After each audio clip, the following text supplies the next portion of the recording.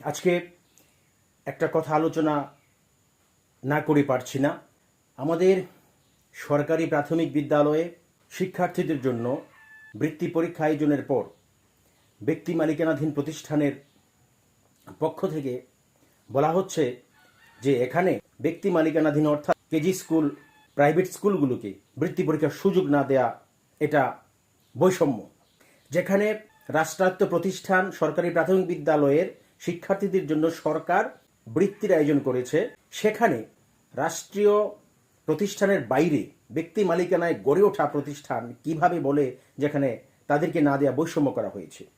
সরকার যেসব প্রতিষ্ঠানের কর্তৃত্ব করে, সরকার যেসব প্রতিষ্ঠানের মালিক, সরকার তো সেসব প্রতিষ্ঠানের জন্যই উদ্যোগ নেবে, সেটা বৃত্তি হোক অথবা মনিটরিং হোক অথবা পড়াশোনার মান উন্নয়নে অথবা সেই প্রতিষ্ঠানের উন্নতিকল্পে বিভিন্ন কার্যক্রম পদক্ষেপ নেবে। যেহেতু সরকার এই প্রতিষ্ঠানের ব্যয় বহন করে, সরকার এগুলো পরিচালনা করে, সব কিছু করে।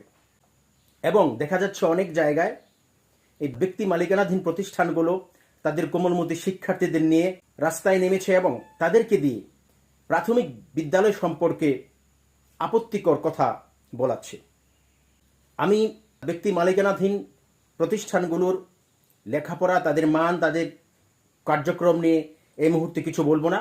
আমি শুধু সরকারি প্রাথমিক বিদ্যালয়ের শিক্ষকদেরকে বলবো, বাংলাদেশের আপামর জনসাধারণ, কৃষক, শ্রমিক, মজুর, মেহনতি মানুষের, প্রত্যন্ত অঞ্চলের যে গরিব খেটে খাওয়া মানুষ, সেই সব মানুষের সন্তানদেরকে, সুবিধাবঞ্চিত সন্তানদেরকে যদি আমরা শিক্ষা দেই, সেক্ষেত্রে তাদের যে সুযোগ সুবিধা, তাদের জন্য যে একটা প্রতিযোগিতামূলক বৃত্তি পরীক্ষার আয়োজন, সেখানে যদি কোনো গোষ্ঠী, কোনো স্বার্থান্বেষী মহল এসে প্রতিবন্ধকতা হয়ে দাঁড়ায়, সেক্ষেত্রে আমাদের উচিত হবে আমাদের শিক্ষার্থীদের, খেটে খাওয়া মানুষ, সাধারণ মানুষ যারা দিন আনে দিন খায়, সেসব পরিবারের, সেসব পিতামাতার ছেলে মেয়েদের স্বার্থ রক্ষায় সোচ্চার হওয়া।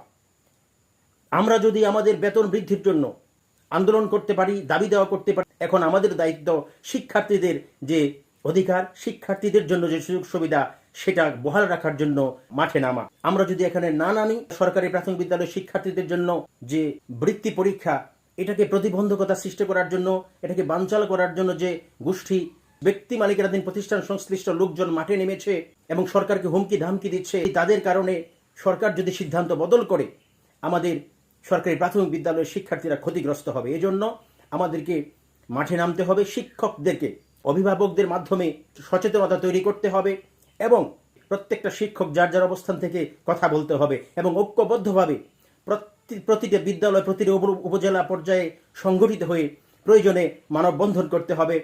অভিভাবকদের ডেকে শিক্ষার্থীদের সাথে রেখে আমাদেরকে সিদ্ধান্ত নিতে হবে, আমাদের ঐক্যবদ্ধ থাকতে হবে।